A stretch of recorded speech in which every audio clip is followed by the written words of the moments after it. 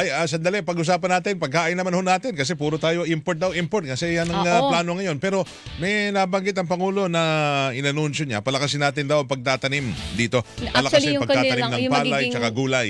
ang gusto niya, magkaroon tayo ng magandang produksyon ng binhi. Yan. Siguro binhi Oo. ng gulay, ng palay, para hindi na tayo mag-aangkat pa, Weng. Yan, matagal So, na sarili tayo. natin produce, Oo, sarili oo. nating pagtatanim, lalakas ang production natin locally, Ay, hindi ba? saan ba tayo magtatanim?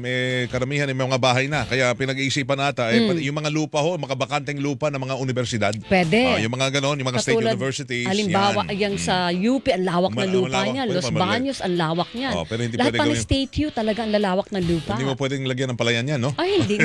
Iba na lang, ibang tanim. Ibang Oo, tanim. oo. Hindi pwedeng gawin mo pa. Loko ka talaga. Malay nyo, may mga... Hindi, tsaka wait lang sa maraming teknolohiya ngayon, lupa ang maraming national paraan. government na nakatiwangwang lang. Oo, yun ang gamitin natin. Sige, hindi lang ho dito sa Metro Manila, kundi sa mga probinsya, dami dyan. Yes, of course. Pero ngayon, dahil umabot na ho sa mahigit 10 bilyong piso ang halaga ng pinsala sa sektor ng agrikultura, hindi ho naialis na ang posibilidad tayo po'y mag-angkat ho ng iba't ibang mga produkto, pagkain, lalo na bigas, ano pa ba, isda. Pero alamin Eto na. natin, mula sa Department of Agriculture ang tagapagsalita, ay nasa linya raw natin si ASEC Arnel de Mesa. ASEC de Mesa, magandang umaga po sa inyo. Welcome po. Double Wang sa Double B. Magandang umaga po, Asek. Magandang umaga, Weng and Weng. Magandang Yeah. umaga po sa lahat. Pasensya ulit Yeah, sa pasensya maagang na, oo. pagigising ha ng Double Weng. Pero Thank you, mahalaga thank you. pong marinig kayo ng taong bayan. Unahin natin yung pagtatanong. Ano po ba talaga ang plano ng Department of Agriculture, ASEC? Ano-ano ang mga aangkatin natin pagdating po sa sektor ng agrikultura? Weng and natin lubang na apektuhan ang sektor ng agrikultura, dulot na rin ng maraming naging bagyo at El Nino simula pa ng taon ay actually bago pa ang Christina sa 800,000 metric tons na yung losses natin sa palayan pa lamang. At nung dumating nga itong Christine hanggang kay Pipito, hanggang kahapon ay nasa 10.4 billion na yung losses sa ating sektor. Sa pangisdaan, dahil sa mga bagyo, marami rin naging losses. And at the same time, alam natin pag may bagyo, hindi pwedeng pumalaot ang mga maliliit na bangka, kahit ang mga commercial, semi-commercial fishers. So natigil sila ng mga ilang linggo dahil dito. At yan yung unang tinitingnan, pinapag-aralan at nag-iintay ng rekomendasyon kung gaano karami ang pwedeng i-import. Kasabay na rin kasi ngayon na close fishing season, ano yung pwedeng gaano kalaki yung volume na i-import. Do meron na mga ilang numero pero iniintay natin yung rekomendasyon kung gaano karami yung pwedeng i-angkat sa isda. So ang Sa gulay sigurado, naman, go ahead, sorry. Go ahead po, please. Yeah, sa gulay naman ay tinitingnan din kung ano yung pwedeng gawin. Ang priority kasi dyan, may mga lugar naman na hindi naapektuhan na major vegetable producing areas natin. So, ang priority of course yung dito sa atin. At ang gulay din naman ay mabilis ang recovery. Of course, kung titingnan natin yung oras para bago makarating sa atin galing sa ibang bansa at saka yung itatanim. So, lahat ng konsiderasyon ay pinag-aaralan. At the end of the day, ang importante ay ma-ensure natin na meron tayong enough volume at hindi sumipa ng gusto ang presyo. So sigurado doon, bigas. Isda. Yung isda, di ba, may plano ng dagdagan ng 8,000 metriko tonelada? Yan yung mga unang plano. Sa bigas naman, Weng, ay alam natin ang nag-i-import na yan ay as per rice tarification law ay ang private sector. At alam din natin na nagre-respond sila. Depende kung ano yung produksyon natin. So, inaasahan talaga natin ngayon na bababa yung ating lokal na produksyon. Last year, we harvested in palay terms, 20.06 million metric tons. At ang inangkat na bigas from January to December last year, in rice term naman ay 3.6 million metric tons. This year, ang expectation, bababa ang lokal na production up to 19.4 million metric tons sa palay. At ang importasyon naman ng bigas ay pwedeng umabot hanggang 4.5 million metric tons. Sa ngayon po, nakakailan na tayo ng imported rice? Kasi tinitingnan ko lang kung ilan pa yung aangkatin natin para maabot yung 4.5 million metric tons. As of November 21, nasa 4.17 million metric tons na tayo. So, Aha. wala pa tayo sa December. Nalampasan na natin ng mahigit 500,000 Yes. metric tons yung na-import last year. Opo. Uli na 3.6 million metric Wala hong tons. sumobra doon. Ilan pa yung kailangan natin, ASEC, para po noon hanggang December at least? Actually, kung darating yung buong 4.5, at the end of the year, meron tayong 100 days inventory, ending inventory, Mhm. going into January of next year. So, meron tayong more than 3 months na stocks bago pa yung lean season na darating, bago mag-anihan uli Mm-mm. ng March, April. So, hindi tayo mamumroblema. And of course, may dumarating din naman ng mga imports, Opo. additional imports during the first quarter. Linawin ko lang yung tanong ko, ASEC, ilan pa ang aangkatin natin? Yun po ba yung 4.5 or hindi? Kung titingnan natin yung requirements natin for the year, yung talagang kakainin, Opo. okay na naman tayo. Kaya lang kasi, kailangan kasi every month meron tayong tinatawag na Buffer stock. ending inventory na Opo. stock Mm-mm. para hindi tayo nauubusan ng bigas. Mhm.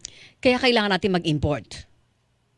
Alam yan ng ating mga traders kasi hindi na gobyerno ang nag-i-import na part na ng kanilang craft na pag ganito yung production, ganito yung kulang, kailangan di mag-import kasi part ng negosyo nila yan. Yes. So wala tayong mga sobra-sobrang bigas. Wala na ho tayo mga natenga pa sa anumang mga pantalan kasi Mga warehouses. yung nakaraang, di ba? Yung mga nakaraang buwan, yung mga natenga dyan Yes. sa Batangas ba yun? O, wala naman ho kayo na monitor ng mga naiwan pa, hindi pa nakukuha ng mga trader. Yeah, wala namang tama yun, Weng. Wala naman na i-report sa amin ang PPA at tuloy-tuloy naman kasi ngayon nga ina-expect natin na talagang medyo dadami yung importation.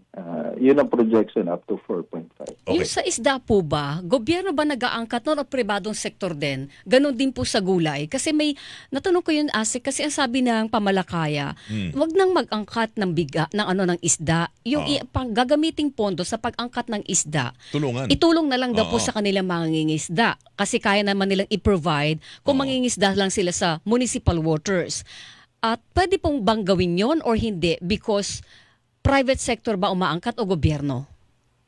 Ang kaibahan, Weng, pagdating sa palay, sa bigas, nag-i-issue tayo ng sanitary and phytosanitary import clearances. Opo. Tsaka sa gulay, ganun din, nag-i-issue rin tayo at saka sa isda. Sa isda lamang, kinakailangan, may batas kasi yan separately rin, na merong necessity to import bago magkaroon ng importation. Sa bigas naman, gawa ng rice tarification law, pag nag-issue kami ng SPSIC at nag-request ang mga private sector at hindi yan na-actionan in 7 days, that is deemed approved. Kaya may mga pagkakataon na yung application nila talagang tuloy-tuloy kasi yun ang sinasabi rin ng batas. Sa gulay, ganun din, lahat ng requirements ay mangangailangan ng sanitary and phytosanitary import clearances. Pero lahat na nag-i-import yan ay mga private Private sector. Hindi yan Oo. gobyerno. Okay, So, pero hindi pwede yung wag na kayo mag-angkat, Oo. ibigay nyo na lang sa amin yung pangtulong na lang. hindi, pero may binabanggit kayo yung necessity to import. Ibig sabihin, Yes. tingnan nyo muna kung kailangan ba talaga. Yes. Nagkakaroon ba muna tayo ng inventory ba ng Yes. lahat ng supply natin ng mga mga yamang dagat? O kasi tulad ng isda? panawagan din yun ng ng mga taga-Benguet, Sir ASEC, Sa na gulay naman. mag-inventaryo muna Oo, tayo para tingnan nyo muna. siguradong kailangan lang yung aangkatin. Tama yun. Kaya yung DTI, pag-aaralan, magre-recommenda, hindi yan basta-basta mag-i-issue. Kagaya ng sibuyas, kahit na anong gulay, nagkakaroon niya ng pag-aaral. Alam natin, very sensitive pag sobra, magkakos ng depression ng presyo. At of course, maapektuhan ang ating mga magsasaka. At kung kukulangin naman, tataas naman ang presyo. So there should be a careful balance ng Yes. at importante yung mga datos na tama para magkaroon din ng tamang decision kung gaano karami, at ang pinaka-importante dyan yung timing. Mm-mm. Kasi mag-import ka nga na madami pero late na yung arrival, which what happened before sa sibuyas. Yes. Late na yung importation, sumipa na ng gusto ang presyo ng sibuyas at 700, 800 pesos per kilo. Kahit pa dumating yung sibuyas, talagang problema na. So, yun yung gusto ni Secretary Chu Laurel Jr. Na Agapan. magkaroon ng agapan, may tamang balanse, at dapat nasa tamang timing ang dating ng mga importation. Nabanggit nyo yung timing. Timing ba ngayon na mag-import gawa ng mahina ang ating piso kontra sa dolyar? Kasi baka magkaroon ng high cost ng, alam niyo, yung freight, tsaka, di ba? May mga ganun, logistics, baka mataas rin. Mismo ang produkto. Isa yan sa mga major influencers sa importation natin. Of course, ngayon talaga mahal ang piso. Pero at the same time, kailangan din natin considera yung ating volume. Kasi hindi lahat ng agricultural commodities at the moment na puproduce natin 100%.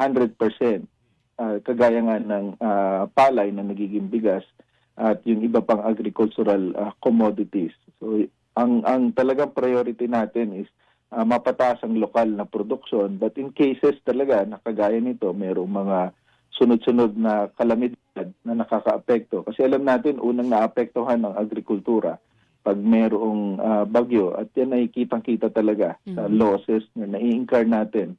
Actually, kahit walang El Nino, La Nina sa sektor ng palay, mga 500 to 600,000 metric tons na nawawala sa atin every year dahil sa mga bagyo. 18 to 21 yan na bagyo every year. And 4 of 5 niyan ay very destructive.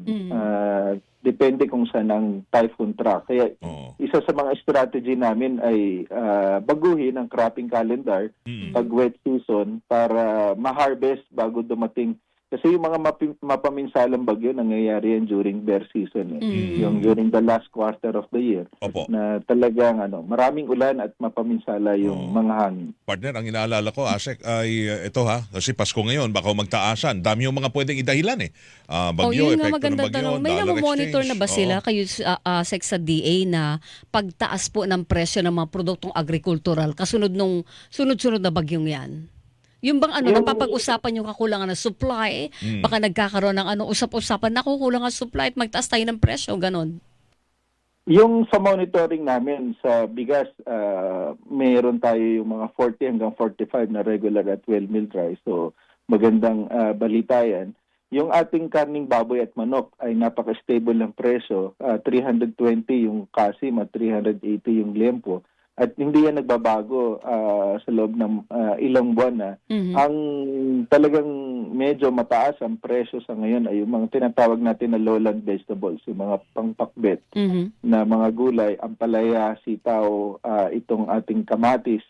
Yung kamatis from 80 last month, ngayon ay nasa 180, 200 pesos.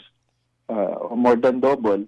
And then, yung highland vegetables, tumaas siya ng konti pero nag-stabilize din agad dahil naapektuhan konti. Pero hindi naman tumaas din yung mga highland vegetables natin, yung pang chapsoy na gulay. Yun nga, so yung isda, medyo talagang elevated din yung presyo. By how much, Asek, yung nakita niyo yung paglalaro ng presyo sa isda? Depende rin sa mga isda ng klase, pero nakita natin talaga na medyo mataas yung presyo ng isda ngayon. So, yun yung medyo mataas ang presyo sa ngayon. But all other commodities are okay. Yung napabanggit nyo, yung mga lowland vegetable, ito yung mga produce dito sa atin. So yan ang asahan natin na may konting pagtaas dahil wala tayong choice. Wala tayong pantapat dyan Correct. Wala naman tayong ini-import na masyado ng mga lowland vegetables. Ang maganda sa gulay kasi, yung mga hinahanda during mga may okasyon ay mga highland vegetables. Yung lowland vegetables kasi yun yung everyday na inahanda natin, pang pakbet, pang gisa, ganun. Pero yung mga pangsahog sa handaan, carrots, cabbage, yan yung maganda yung supply natin. Okay. Sige, edi, yung isda na lang, sana yung Correct. kung darating man ng mga imported, mas mura. Kasi Oo. halos dikit lang yung presyuhan niyan Totoo. Hindi katulad dati, mga dekada na nangyari. Oo, Ang layo, na pag pag imported, imported, mas mura. Oo, may mga Oo. 150, 180. Correct. Ngayon, wala. Bakit ba ganun, Asek? Parang pumapantay na, wala nang distinction sa presyo.